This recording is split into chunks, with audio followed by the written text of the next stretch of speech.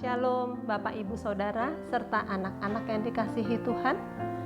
Renungan Iman Malam kembali menjumpai kita semua, dan kita akan membaca firman Tuhan di dalam kitab Mazmur 63. Untuk itu kita akan mohon bimbingan Roh Kudus. Mari kita berdoa. Ya Bapa, ya Allah kami hendak membaca firman Tuhan di dalam kitab Mazmur pasal 63. Kiranya Roh Kudus menerangi hati dan pikiran kami. Berfirmanlah ya Allah, kami siap mendengarkan. Di dalam nama Tuhan Yesus, Putra-Mu yang kudus, kami berdoa. Amin. Kita akan membaca kitab Mazmur pasal 63 yang oleh LAI diberi judul Kerinduan kepada Allah. Mazmur Daud ketika ia ada di padang gurun Yehuda.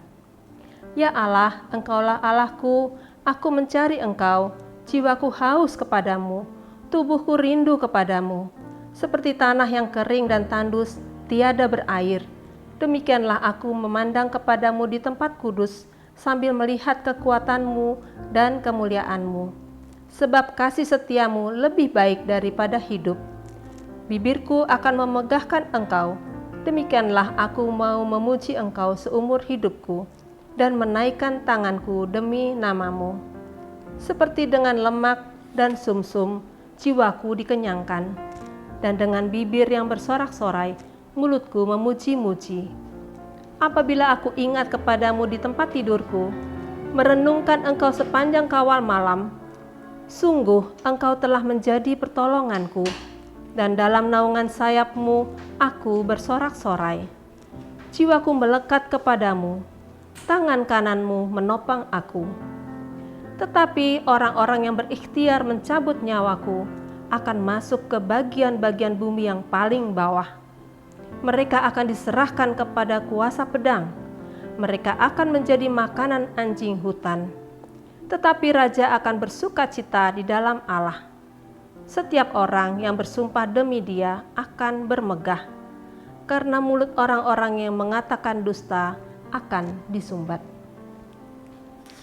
Bapak, Ibu, Saudara, kekasih Tuhan, hidup bahagia dan berlimpah berkat tentunya menjadi dambaan setiap orang.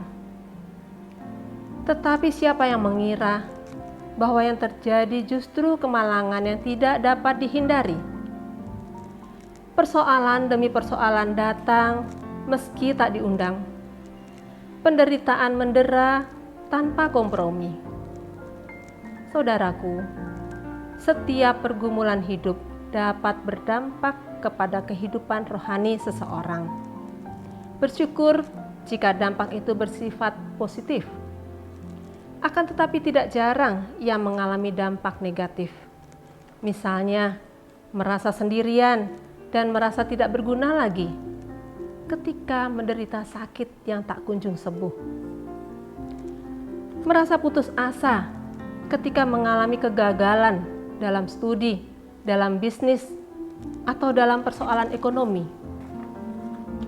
Merasa tertekan, galau, karena pergumulan yang berlarut-larut di dalam keluarga, atau merasa khawatir dan hilang harapan akan kasih Tuhan ketika terdampak pandemi dan sebagainya. Inilah yang sering terjadi, kondisi keterpurukan seseorang jika berkepanjangan dapat menimbulkan keletihan jiwa yang sangat mungkin akan berujung pada keputusasaan yang mendalam. Kepanikan karena hilangnya daya membuat dia lupa bahwa ada Allah yang perkasa yang menanti dengan setia. Keluarga Allah, memang tidak dapat dipungkiri bahwa hidup kita ini sangat bergantung pada Tuhan. Jangankan kita, Tuhan Yesus selama hidupnya di dunia pun bergantung sepenuhnya pada Bapa. Dan di dalam Mazmur 63 yang tadi kita baca, Daud selalu menyapa Allah. Baik ketika dia sedang kesulitan tertekan, ketakutan, dan dalam kesukacitaannya. Ketika Daud ketakutan karena dikejar-kejar oleh Saul yang akan membunuhnya, di tempat persembunyiannya di padang gurun Zif di Yehuda, ia datang kepada Allah dan mencurahkan isi hatinya. Di sini kita bisa melihat kedekatan Daud dengan Allah. Perjumpaan Daud dengan Allah membuat Daud memperoleh kekuatan untuk menghadapi semua persoalan hidupnya. Daud, meski berada di tengah pergumulan, dia tetap mampu bersyukur, bahkan bersorak-sorai memuji-muji Allah. Lalu, bagaimana dengan kita? Sebagai manusia yang lemah, yang penuh keterbatasan, sangatlah wajar jika kita pun datang kepada Allah yang perkasa, Sang sumber kekuatan, dengan yakin dan percaya bahwa hidup kita ini sepenuhnya ada dalam kendali Allah. Dia Maha mengetahui akan penderitaan yang sedang kita alami. Percayalah bahwa Tuhan Yesus juga merasakannya, dan Dia tentu tidak membiarkan kita berjuang sendirian. Namun, Tuhan ingin kita mampu menghadapi setiap persoalan dengan melalui sebuah proses, yaitu melalui suatu perjuangan dengan iman yang penuh pengharapan hanya kepada Tuhan saja. Bapak, Ibu, Saudara yang dikasihi Tuhan, berjuang untuk tetap setia itu memang menjadi bagian yang harus kita lakukan meski dalam keterbatasan kita. Dan biarlah Roh Kudus yang akan menyempurnakannya. Jadi, sekeras apapun tekanan hidup kita, janganlah pernah meninggalkan atau menjauh dari Allah. Tetapi kita justru harus semakin dekat dan melekat kepada Allah, agar iman kita semakin dikuatkan, karena iman sanggup memulihkan segala keadaan. Iman sanggup mengubah hati yang sedih menjadi gembira. Dan hati yang gembira adalah obat yang manjur. Amsal 17 ayat 22a. Iman sanggup memenangkan setiap perkara. Segala perkara dapat kutanggung di dalam Dia yang memberi kekuatan kepadaku.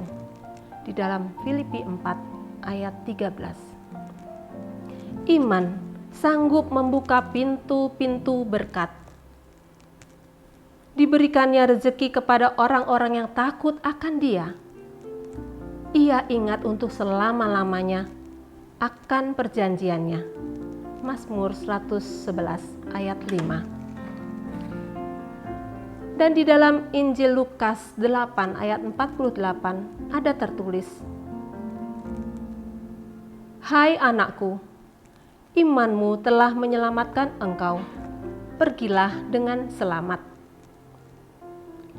Maka mari saudara, kita menundukkan diri di bawah kakinya, menyerahkan hati untuk dibimbingnya seturut dengan kehendaknya. Yakinlah bahwa setiap penderitaan yang kita alami dapat menjadi sumber kemenangan iman kita ketika kita tidak lagi mengandalkan kekuatan sendiri, melainkan kekuatan Tuhan melalui bimbingannya. Saudaraku yang dikasihi Tuhan, jangan lagi meragukan kasih Tuhan. Pengorbanannya di kayu salib adalah bukti nyata akan kasih-Nya. Karena kasih-Nya, Dia rela berkorban untuk sebuah pengampunan dosa manusia. Tidak ada pengorbanan di dunia ini yang setara dengan pengorbanan dan penderitaan Tuhan Yesus. Sebagai syukur kita akan kasih-Nya, mengapa tidak kita jadikan roh atau spirit pengorbanan Tuhan Yesus itu sebagai power atau semangat juang kita untuk suatu pertobatan, untuk suatu kemenangan, untuk kembali setia kepada Tuhan. Keluarga Allah yang terkasih, berhentilah khawatir, berhentilah bersedih, berhentilah mengeluh. Mengucap syukurlah dalam segala hal. Tetaplah setia dalam perjuangan untuk sebuah kemenangan iman, karena ada tertulis di dalam surat 1 Yohanes 5 ayat 4b demikian. Dan inilah kemenangan yang mengalahkan dunia, iman kita. Amin. Tuhan Yesus memberkati. Mari kita berdoa. Bapa kami yang di surga, kembali kami menghampiri tahta-Mu yang kudus. Kami mengucap syukur atas penyertaan-Mu di sepanjang kehidupan kami. Kami percaya Engkau selalu bersama kami, melawan setiap pergumulan dan menaklukkannya di bawah kaki-Mu. Ajar kami untuk memiliki iman teguh dan setia, meski dalam keadaan sulit, namun tetap mampu terus-menerus memperkatakan firman Tuhan yang hidup, dan percaya bahwa Engkau pasti merancang segala yang terbaik bagi kami. Di dalam nama Tuhan Yesus, Putra-Mu yang kudus, kami berdoa. Amin.